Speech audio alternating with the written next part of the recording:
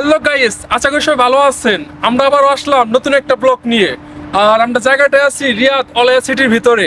জায়গাটা দেখাইতে পারেন, এই টাওয়ারটা দেখাইলে রিয়াদের সবাই চিনবে। আমাদের ক্যামেরার পিছনে আছে শান্ত ভাই, আর আমার সাথে আছে আমাদের মিরাজ ভাই। মিরাজ ভাই কিছু বলেন। আপনারা যদি পেমেনিয়া এই জায়গাতে আসেন, অনেক সুন্দর একটা জায়গা।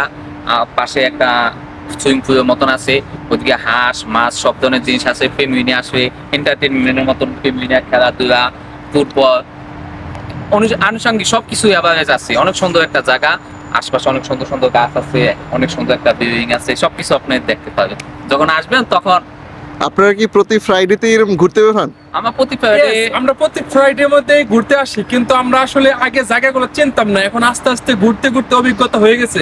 এখন এই জায়গাগুলো চেনার পরে আমাদের অনেক ভালো লাগে, কারণ এখানে আসলে আমরা ভুলে যাই আমরা একটা কর্মস্থলে আছি। এইখানেও কি আসার আপনাদের টাকা প্রয়োজন হয় কোনো?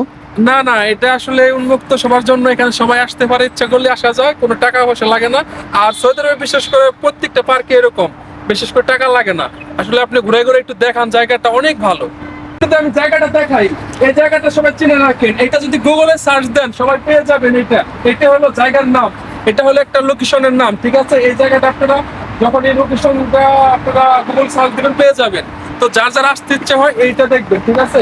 আমাদের ভিডিওর মধ্যে এটা আমরা ক্যাপশন হিসেবে দিয়ে দিব, ঠিক আছে? এখান থেকে আপনারা দেখে আসতে পারবেন। তো আশেপাশে আর